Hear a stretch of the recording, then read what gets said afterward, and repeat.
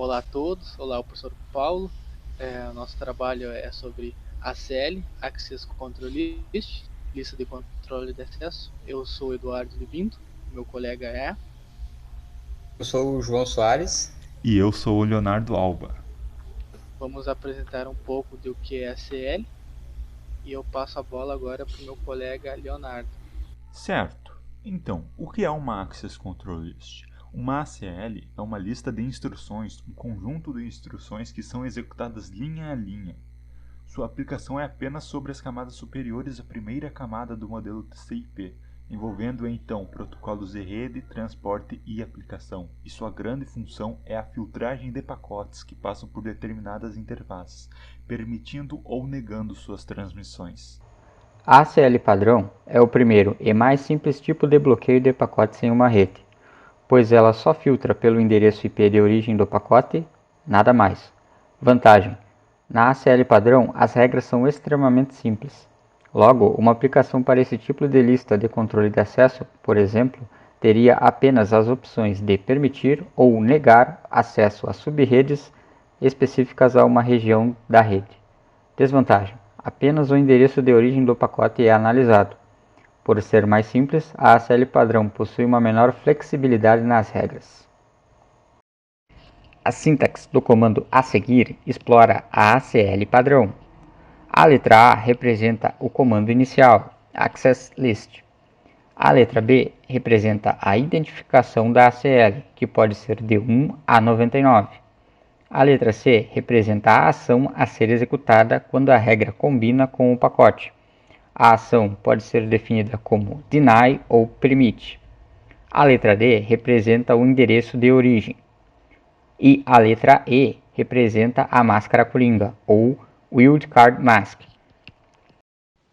ACL Extended, ou ACL estendida.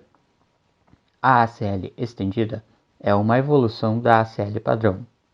Logo, as regras para este tipo de lista de controle de acesso não se resumem apenas ao endereço de origem, ou seja, podemos criar regras mais complexas a partir desse ponto. Seu comportamento básico de ACL continua inalterado.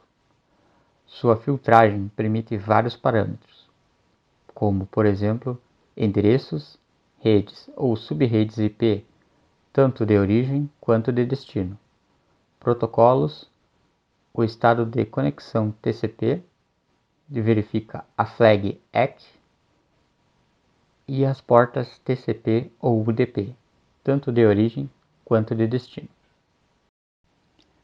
A sintaxe do comando a seguir explora algumas das vantagens citadas sobre a ACL estendida. A letra A representa o comando Access List. A letra B representa a identificação da ACL estendida, que pode ser de 100 a 199 e 2000 a 2699. A letra C representa a ação a ser executada quando a regra combina com o pacote, podendo ser deny ou permit. A letra D representa o tipo de protocolo a ser filtrado. E a letra E representa o endereço de origem. A letra F representa a máscara invertida, wildcards. A letra G representa o endereço de destino. E, finalmente, a letra H representa a máscara invertida, wildcards. As diferenças da CL padrão para essa estendida é que na CL padrão é permitido que você priorize o tráfego pelo endereço IP de origem, fornecendo assim as capacidades básicas de filtragem de pacotes, com base no endereço IP de origem de um pacote apenas. Já a CL estendida, ela fornece um maior controle sobre qual trajeto é priorizado, permitindo a filtragem não apenas de endereços de origem, mas também de endereços de destino, como protocolos e até mesmo aplicativos com base no número da porta. Outros tipos de ACL. Bom, existem alguns outros tipos de ACLs, como a ACL reflexiva, a ACL dinâmica e a ACL temporizada. Bom, a ACL reflexiva, também conhecida como ACL de seção IP, ela filtra o tráfego com base nas informações de seção da camada superior. Já a ACL dinâmica, também conhecida como Lock and Key, pode ser usada para períodos de tempo específicos, assim permitindo o acesso de um usuário a uma origem ou destino apenas se o usuário se autenticar no dispositivo via Telnet. Já a ACL temporizada, ela permite o controle de acesso com base no tempo. É criado um intervalo de tempo que define os horários específicos do dia e da semana. O intervalo de tempo é identificado por um nome e em seguida referenciado por uma função. A melhor posição no uso dos tipos de ACL. Bom, ao analisar as informações obtidas, é de vital importância para a implementação das regras das ACLs minimizar os possíveis impactos que possam vir a ocorrer em seu roteador. Em razão disso, há algumas sugestões de estratégias de implementação, com a intenção de um melhor uso das ACLs assim sendo. A primeira boa prática é sempre que possível aplicar as listas de controle de acesso no sentido entrada, pois dessa forma os pacotes serão descartados antes de serem roteados para uma interface de saída, assim consequentemente minimizando o processamento de roteamento dos pacotes. Outra boa prática é implementar inicialmente as regras que contemplam o maior volume de transações da sua rede agrupada por um serviço de servidor. Outra boa prática também é sempre inserir primeiro as regras mais específicas, para depois colocar as mais genéricas, tendo como pilha IP os protocolos ICMP, TCP e UDP.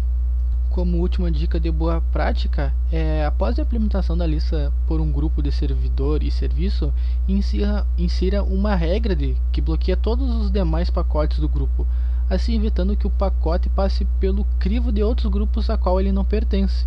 E uma ACL, ao ser aplicada em uma interface, pode ser de dois tipos, de entrada e de saída. Uma ACL de entrada irá filtrar os pacotes antes de qualquer processo de roteamento na interface de entrada, enquanto que em uma ACL de saída, a filtragem ocorre apenas após o processo de roteamento, quando o pacote já vai para a interface de saída. Aí então faz a avaliação se irá permitir o envio do pacote ou a dropagem. Aqui, por exemplo, vocês podem perceber o fluxo de escolhas que ocorrem com o pacote em uma ACL de entrada.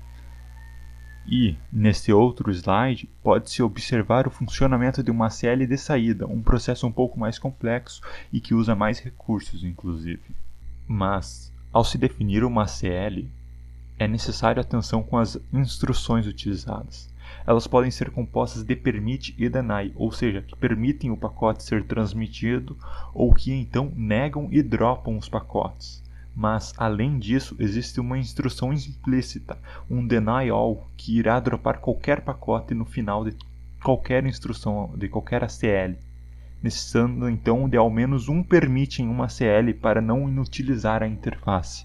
E para isto, o cuidado com a ordem das instruções torna-se essencial, pois sua execução é em ordem crescente, isto é, da instrução de menor índice para a de maior.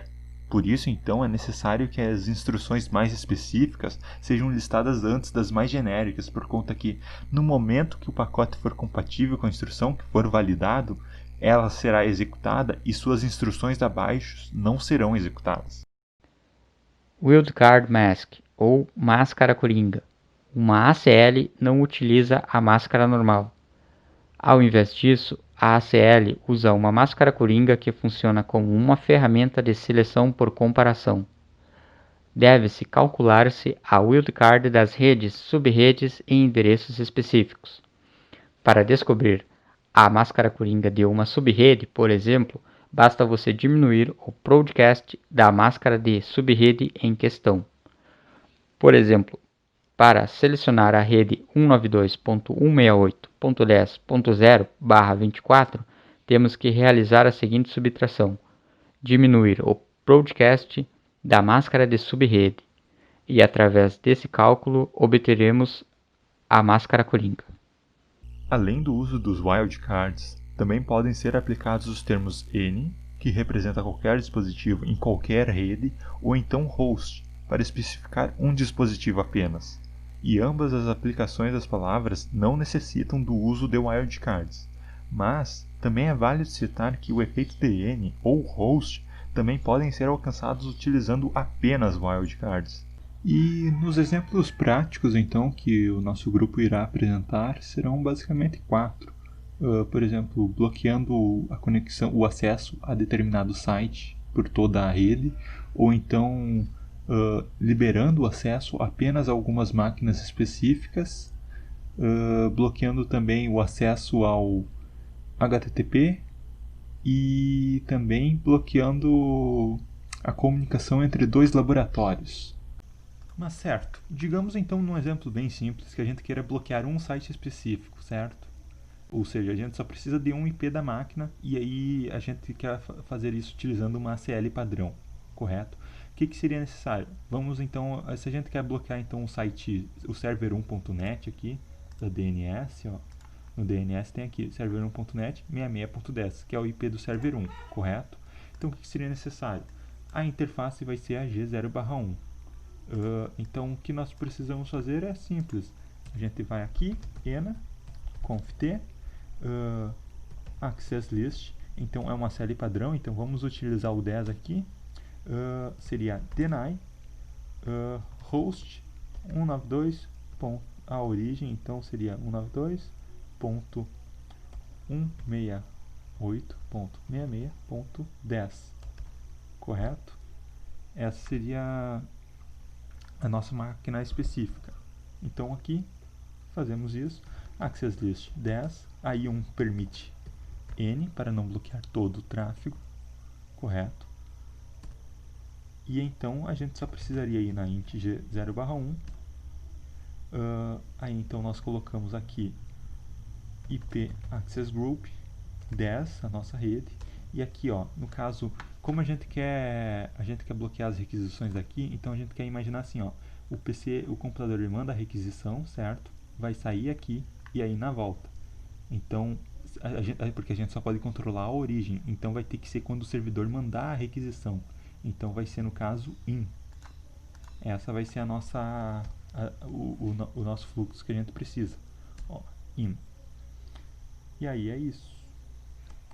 Se vocês acessarem aqui, ó, vamos ver. Server2.net. Aqui. Carregou, correto? Certo?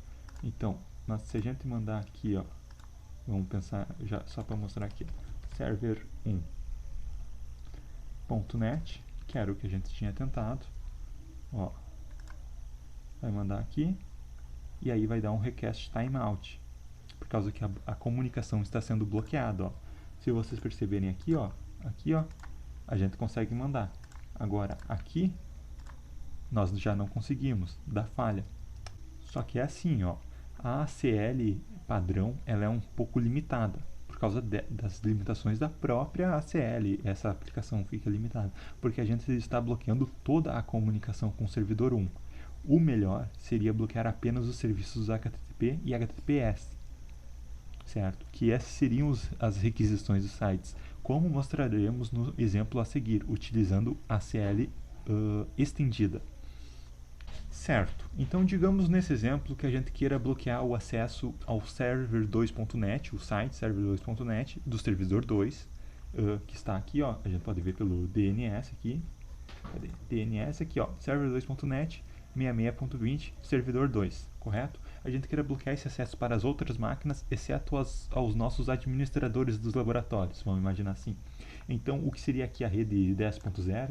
Vamos considerar o PC0 como administrador do laboratório 1, o PC3 do laboratório 2 e o PC6 do laboratório 3, correto? Então, o que a gente precisa fazer? De uma ACL estendida na porta G0/1, porque assim a gente consegue, com uma ACL só, a gente consegue fazer esse controle, correto? Então, o que seria necessário? Aqui, ena, conft, correto? Aí, então, access list, 120, porque tem que ser um número a partir de 100 para ser estendida, certo? Então, permite TCP. TCP porque é um protocolo de transporte, como a gente está querendo fazer uma requisição HTTP, TCP é o suficiente. 192.168.1.10, que seria o nosso administrador, certo? Só que antes, ó, nós precisamos ainda colocar o host aqui com uma máquina específica, que assim não precisa de máquina de máscara coringa. Aí então o host do nosso servidor, que então é 192.168.66.20, correto? E aqui a porta, a gente quer bloquear HTTP e HTTPS, porque é só o site. Então aqui seria a porta 80, correto? E aqui nós iríamos executar de novo, só que com a porta 443, que é o HTTPS. E aí nós executaríamos aqui, ó, só que agora invertendo aqui para o 2, ó, o administrador do laboratório 2, a gente executa aqui de novo, só aqui para o HTTPS, certo? Aí então vamos de novo aqui agora para o laboratório 3, correto? E aí então de novo 443 HTTPS. Só que além disso, aí a gente então precisaria ainda colocar aqui, ó, um deny, vamos precisar de um access list aqui 120 deny TCP N, porque pode ser, a origem pode ser qualquer máquina, porque a gente quer bloquear todas as outras máquinas. E aí então o destino seria o host 192.168.3, não, .66.20, que seria a nossa máquina. E aqui EQ 80, certo? Porque ó, aí a gente faz aqui de novo 443, nós temos HTTPS também bloqueados. Aí então um access list aqui 120 permite IP NN para poder continuar permitindo as outras coisas, correto? Aí com isso aqui seria o suficiente. Então agora a gente dá um int 0/1, depois aqui aí a gente coloca então IP, que é o protocolo que a gente quer colocar, a ACL, o access group, e aqui a gente coloca a nossa ACL. Agora aqui a gente coloca out, certo? E aqui nós temos a nossa ACL funcionando. Se eu acessar por aqui, ó, server2.net, certo? Vai dar aqui um tempo, vai dar o timeout da requisição, correto? Ó, vamos só esperar um instantinho. Vem timeout, certo? Veio aqui o timeout, eu acelerei aqui. E aqui, ó, pelo que seria o nosso administrador aqui, ó, seria então server2.net. E aqui, ó, aqui é permitido. Ó, aqui conseguimos acessar server2.net. Se eu acessar nessa outra máquina aqui, também não vai dar certo.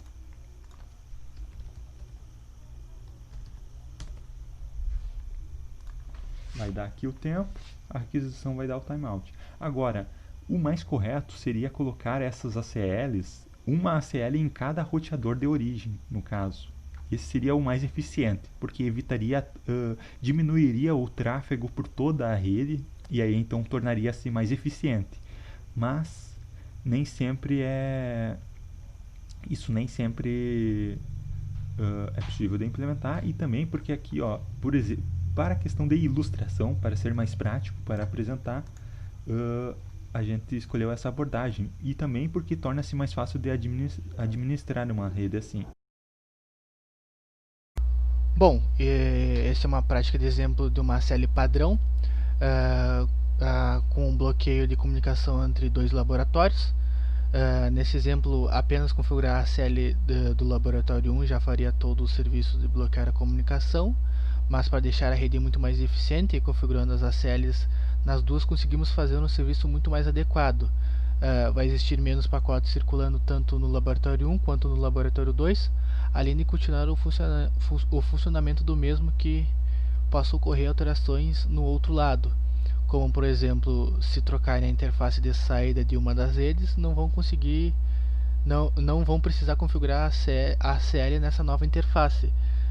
Ambas as redes continuarão não se comunicando entre si.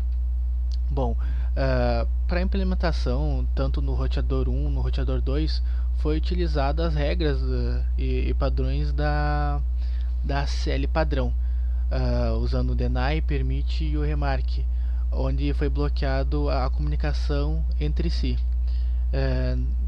Esse é um exemplo bem prático e bem simples, mas que através dele dá para demonstrar a ideia do que a ACL padrão é capaz de realizar. Como no exemplo a seguir ali, vocês vão poder ver que a comunicação entre os computadores do laboratório 1 com o laboratório 2 não é possível fazer, mesmo entre o laboratório 2 com o laboratório 1, pois foi implementadas as regras do Macele. Então não é possível fazer a comunicação assim sendo bloqueado. Então esse foi um exemplo de ACL padrão. Não foi tão robusto, mas através dele deu para perceber qual é a ideia que a ACL padrão é capaz de proporcionar.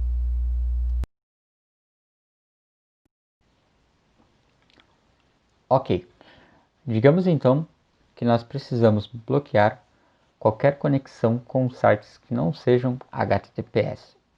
Ou seja, nós queremos bloquear qualquer conexão HTTP. Para realizarmos esse exemplo de uma forma simples, utilizaremos uma ACL estendida. Por exemplo, digamos que pela conexão que seria conectada à internet, ou seja, aonde temos os sites, nós colocaremos então uma ACL estendida para bloquearmos o protocolo HTTP.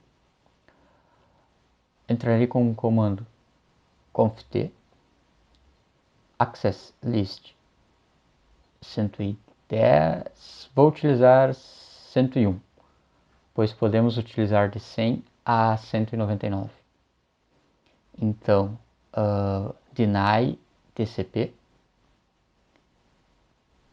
porque TCP é o protocolo de controle de transporte. NN, porque pode ser qualquer origem e qualquer destino, nós não queremos definir. E então a porta 80, porque como a porta 80 representa o HTTP, só bloqueando esta já é o suficiente. E ainda teríamos a 443 liberada, que representa o HTTPS. E aí então fazemos access list 101 permitir NN, e com isso conseguimos construir a rede. Por exemplo, agora só precisamos digitar int 0 int g 0/1 access group 101, podendo ser in ou out. Utilizaremos out nesse exemplo. E a CL está pronta. Agora testaremos a conexão. Uso o navegador. Tentaremos acessar o site do server 1. Utilizaremos o site do server 1. O uso dos demais não utilizaremos. O server 0 também não. Vamos testar. Em teoria, ele tem que retornar request timeout. Ok, request timeout. Vamos testar o HTTPS. E o HTTPS está funcionando. Então, nós bloqueamos o HTTP e assim conseguimos permitir apenas conexões seguras com o site. E isso ajuda na segurança do servidor. Ok,